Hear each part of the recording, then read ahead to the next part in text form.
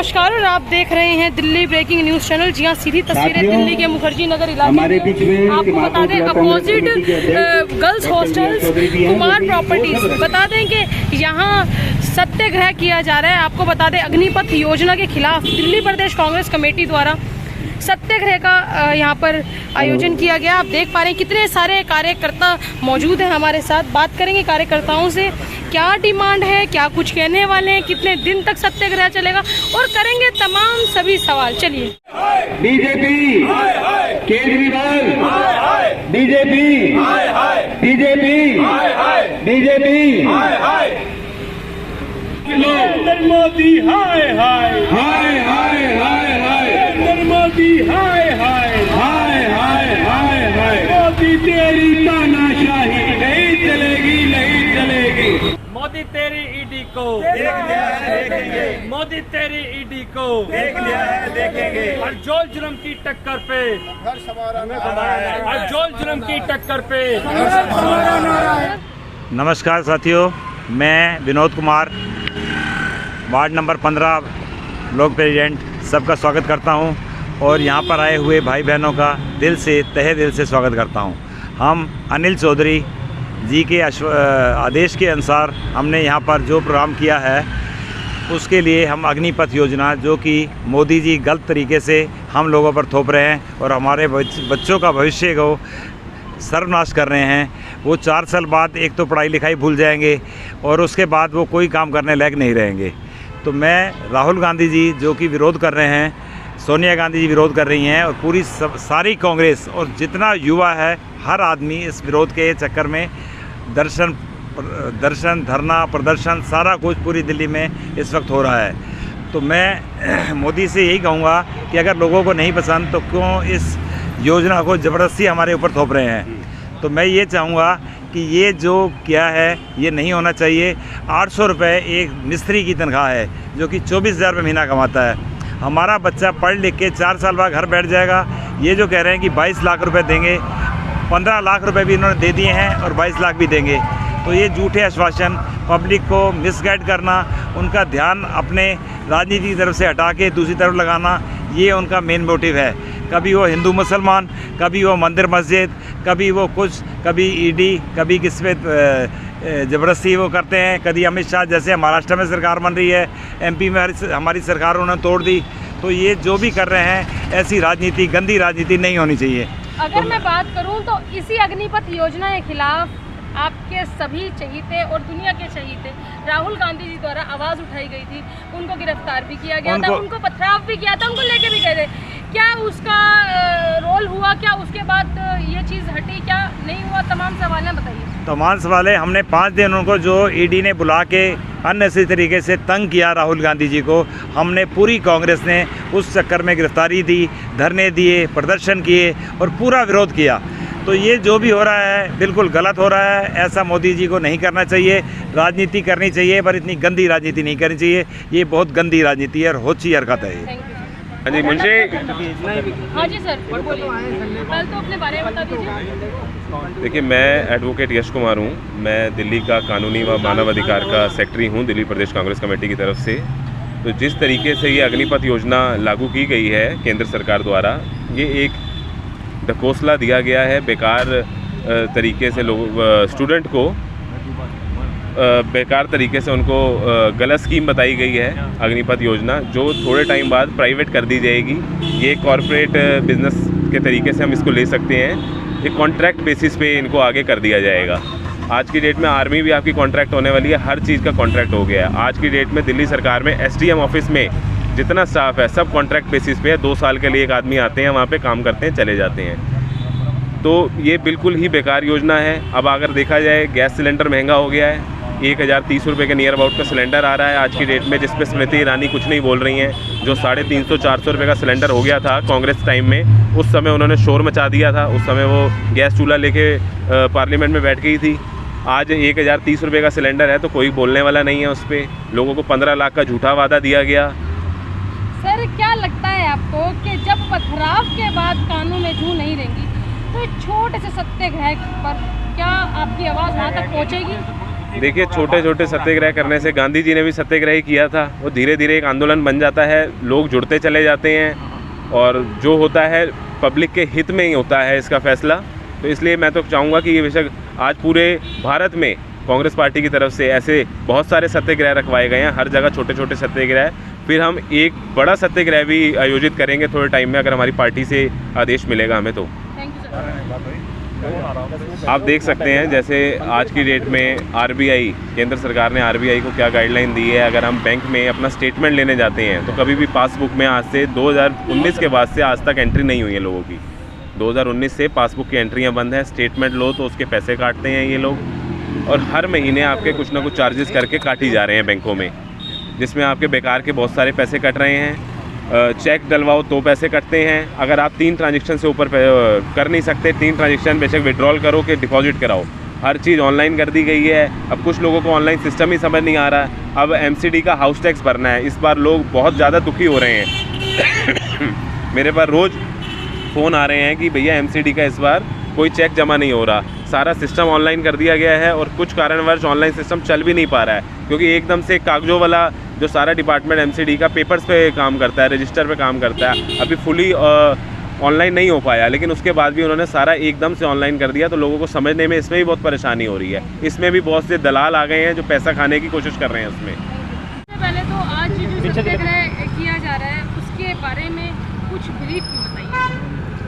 देखिए, अभी मोदी सरकार जी अग्निपथ योजना लेके आए और ये योजना इस तरह की है कि जिनके लिए बनाई गई है ना तो उनसे डिस्कशन किया है, ना डिफेंस के जो हमारे एक्सपर्ट हैं उन लोगों से डिस्कशन हुआ। और हमारे देश में एक संवैधानिक प्रक्रिया है कि किसी भी नीति को बनाने का अधिकार सरकार के पास होता है, लेकिन उस नीति को बनाने के लिए सबसे पहले उसकी डिफेंस की जो कमेटी होती है पार्लियामेंट के अंदर, उसमें चर्चा की जाती है। उसमें चर्चा करने के बाद उसके गुण और दोषों को पहचाना जाता है और उसके बाद जब सहमति हो जाती है तो उसको पार्लियामेंट में टेबल करके उसके ऊपर चर्चा की जाती है। ये देश की परंपरा रही है। लेकिन मोदी जी ने ना तो इसको डिफेंस कमेटी में डिस्कशन हुआ, ना पार्लियामेंट में डिस्कशन हुआ। चंद लोगों के दिमाग का ये सपना था और उन्होंने जो है नौजवानों के साथ इतना बड़ा ये छल किया। आज हम मोदी जी कहने के लिए तो कहते हैं कि हम विश्व गुरु हैं, दुनिया को एक नई दिशा देंगे, लेकिन बड़े दुख के साथ कहना पड़ता है कि इस स्कीम को जो ले के वो आए वो कहीं ना कहीं इजराइल का मॉडल है। और इजराइल की उसके बारे में बात करते हैं। इजराइल दिल्ली शहर से भी छोटा देश है, जिसकी आबादी मात्र 77 लाख है। दिल्ली की आबादी जो है वो 1.5 करोड़ से ज़्यादा है, 2 करोड़ से भी ज़्यादा है। तो मैं ये बताना चाहता हूँ कि जो दिल्ली से भी आधा शहर है, क्या वो भारत के लिए मॉडल हो सकता है? हम दुनिया के सबसे विशाल और सबसे बड़े देशों में हैं। 125 करोड़ से ज़्यादा हमारी आबादी है। हम अपने देश को देख के, अपने देश के लोगों को देख के, अपने देश की ज़रूरतों को देख के नीति बनाते हैं। हमें किसी के पीछे चलने की आवश्यकता नहीं है। लोग भारत के मॉडल को अपनाते हैं, ये दुनिया के अंदर पहचान हमारी रही है। लेकिन सच्चाई ये है कि मोदी जी ने इस मॉडल को इसलिए लिया क्योंकि चंद अपने उद्योगपतियों को वो जो सारा देश सौंपना चाहते हैं और इसके अंदर एक बहुत बड़ी बगावत होगी, वहाँ इन ट्रेंड सैनिकों को भेजना चाहते हैं। ये छल है इन देश के नौजवानों के साथ, ये छल है देश के साथ, ये छल है देश की सेनाओं के साथ, और हम ये छल बर्दाश्त नहीं करेंगे, ना होने देंगे। सर, कांग्रेस ने अभी हाल ही में ब्लॉक अध्यक्ष बनाए हैं और आज कई ब्लॉक अध्यक्ष यहाँ मौजूद थे। वहीं विनोद भाई द्वारा एक कार्यक्रम किया गया। 2 शब्द में नवाजना चाहें अपने ब्लॉक अध्यक्षों को तो क्या नाम देंगे? देखिए, हमारे ब्लॉक अध्यक्ष बहुत ही बेहतरीन काम कर रहे हैं और कांग्रेस का इतिहास रहा है जो है। हमारा ब्लॉक अध्यक्ष, हमारा एक कांग्रेस का सिपाही जो है, चाहे किसी भी कोई भी विषय हो, हर विषय को हम जो है गंभीरता से लेते हैं और जो भी जन विरोधी नीति होती है उसका हम विरोध करते हैं। चाहे कृषि कानून रहे हो, लैंड एक्विजिशन बिल रहा हो, ये अग्निपथ रहा हो, गलत तरीके से जीएसटी लागू की, इन तमाम चीज़ों का देश ने देखा है जो है। नोटबंदी में सरकार को जो है 50 दिन के अंदर जो है 65 से ज़्यादा कानून का रद्दोबदल करना पड़ा, तो इससे बड़ा फेलियर क्या हो सकता है। इसी तरह जीएसटी के अंदर जो है 200 कुछ दिन के अंदर जो सरकार को 300 से ज़्यादा बारी उसमें चेंज करना पड़ा हो, तो इससे बड़ा फेलियर क्या हो सकता है। क्योंकि जो उसके एक्सपर्ट लोग होते हैं उनसे चर्चा नहीं करते। चंद लोगों से बात करके, अपने पूंजीपति दोस्तों से बात करके उसके लिए नीति बनाते हैं, जिसका पूरे देश को खामियाजा भुगतना पड़ता है। सर लास्ट सवाल करना नहीं चाहिए लेकिन करूंगी, गलत समय पर गलत जगह कर रही हूँ। राजेंद्र नगर में अभी आम आदमी पार्टी की जीत हुई है, लेकिन वहीं कांग्रेस काफ़ी पीछे नजर आई है, क्या वजह हो सकती है? देखिए, मैं आपको बताना चाहता हूँ कि ये लोग प्रचार के माध्यम से हमारे से आगे निकल जाते हैं। जब शीला दीक्षित जी का 2012-13 का चुनाव था और कांग्रेस की सरकार थी, तो शीला दीक्षित जी ने अपने बजट में 24 करोड़ रुपए एडवर्टाइजमेंट के रखे थे जिस साल हम चुनाव में जा रहे थे। शीला दीक्षित जी चुनाव हार जाती हैं और मुख्यमंत्री केजरीवाल जी मुख्यमंत्री बन जाते हैं और आप आदमी की सरकार बन जाती है। तो आप आदमी की सरकार जो है वो जो अपना पहला बजट पेश करती है, और आप लोगों ने भी उस पर बहुत सारी पहले चर्चाएं की हैं, 526 करोड़ रुपए का पहला बजट वो एडवर्टाइजमेंट का पेश करते हैं। तो इससे आप अंदाज़ा लगा सकते हैं कि ये लोग प्रचार से अपनी जगह बनाते हैं, काम से जगह नहीं बनाते। आज अगर किसी गली मोहल्ले में जाते हैं तो लोग यही कहते हैं कि जो काम कांग्रेस ने किया, शीला दीक्षित जी का, दूसरा कोई कर नहीं सकता। तो ये वो अंतर है, लेकिन लोगों को आहिस्ता आहिस्ता समझ में आएगा। आप देखें, पिछले 5 साल में एक भी नया राशन कार्ड इस शहर में नहीं बना। तो राशन शहर कार्ड किसका बनता है? उस हर गरीब व्यक्ति का जो आदमी ये लिख के देता है कि मेरी आमदनी 1 लाख रुपए से कम है। तो कौन से वो कारण है कि वो गरीब जो है उसका कार्ड या तो भारत सरकार बनाती है या दिल्ली सरकार बनाती है, लेकिन दोनों ही सरकारें किसी भी गरीब का राशन कार्ड नहीं बना रही।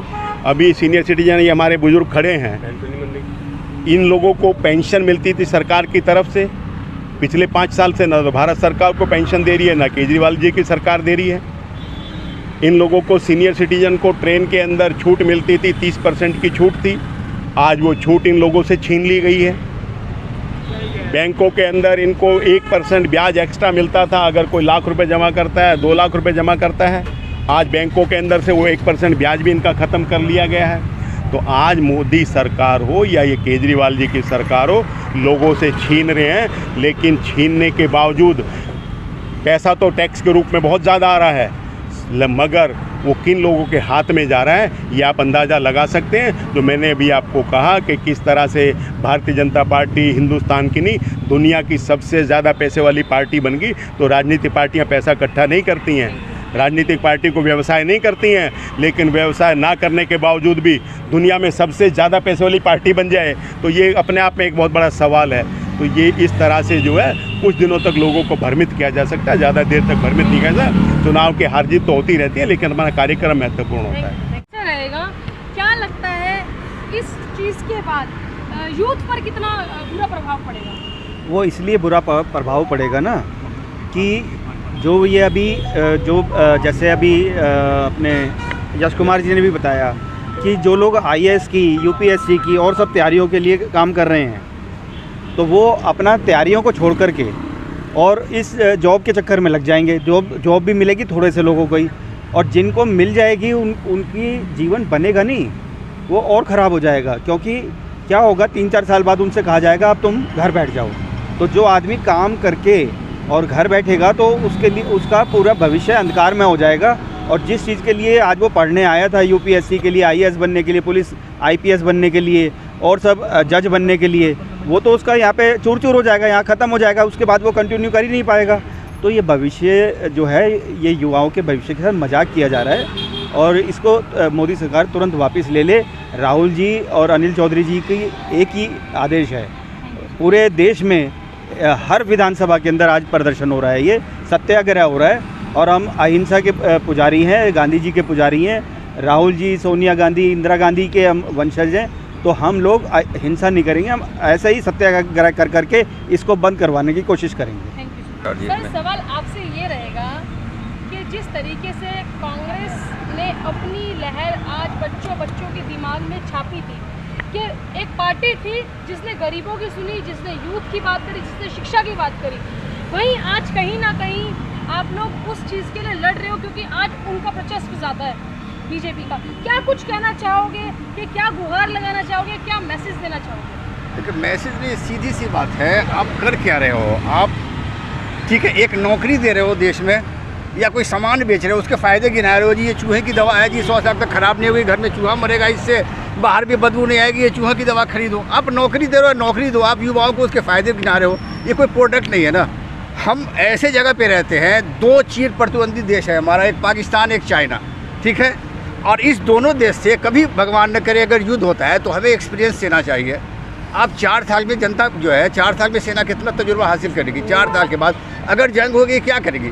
तो आप देश को बर्बाद करो, क्या करो? इसका मतलब ऐसा तो नहीं कहीं मोदी जी जानबूझ करके पाकिस्तान से हमें हरवाना चाह रहे हैं या पाकिस्तान से कब्जा चढ़ाई करवाना चाह रहे हैं, क्या करो? 4 साल की कौन सी नौकरी होती है? सेना क्या सीखेगी 4 साल में?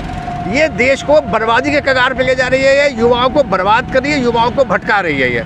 ठीक है, थैंक यू सर, शुक्रिया माइक।